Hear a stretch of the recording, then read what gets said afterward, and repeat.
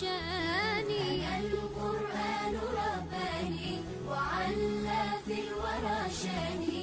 أنا القرآن أدبني. أنا القرآن نقاني. Ces épreuves, ils peuvent se transformer en une situation aussi d'apprendre, parce que la situation que nous pouvons vivre à un moment donné, ça peut être une vraie révélation de nous-mêmes.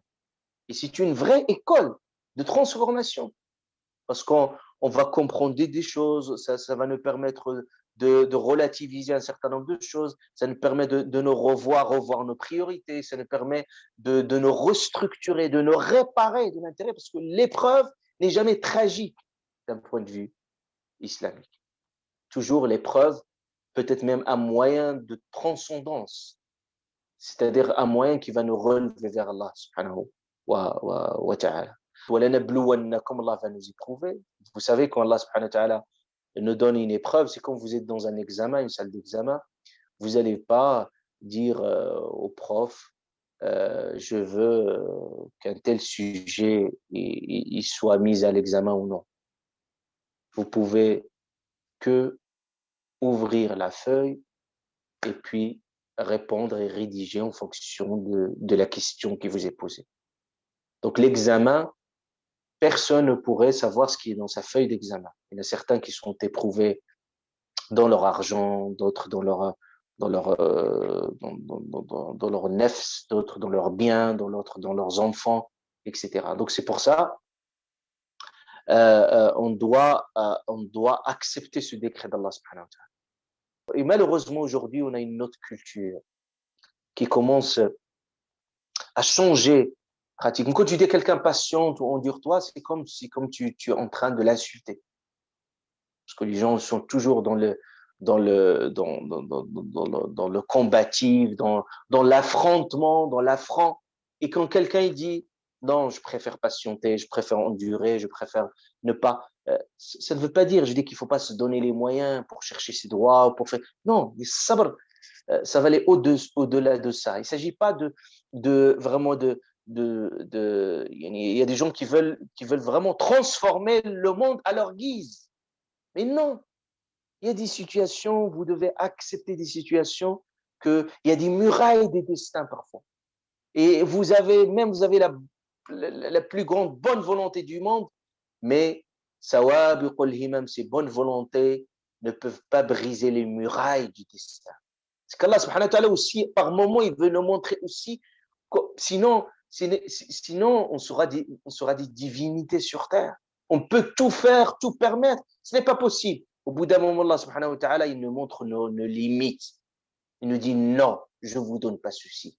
Et je vous donne ceci. Je vous donne cela. Et je vous donne ceci, mais dans l'attente. Vous devez attendre.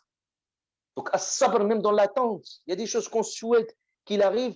Et Allah subhanahu wa ta'ala, il veut nous dire, il prolonge le délai pour savoir dans quelle mesure on est déstabilisé ou non. Et dans quelle mesure on est confiance en lui ou non. Donc, as-sabr, ça teste notre confiance en Allah subhanahu wa ta'ala. Et plus on a confiance en l'absolu, plus on sait que notre bien-aimé, notre Allah ta'ala qui est bienveillant, ne pourrait ne mettre dans la difficulté. Hasha. Allah subhanahu wa ta'ala ne mettra jamais dans la difficulté. Mais c'est juste, il faut qu'on retienne la leçon. Connaissez un peu de chaque épreuve, il y a un message, un signe qu'il faut lire.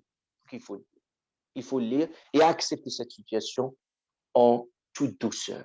C'est pour ça, Omar ibn Khattab, il dit, à chaque fois qu'un malheur il me touche, il dit, au moins je regarde trois aspects positifs. Il a dit, premièrement, je sais que ce malheur n'a pas touché ma religion. Ça veut dire que le vrai malheur, quand il touche ta foi. C'est pour ça que le prophète il a dit, Allahumma la taj'al musibatana fi dinina.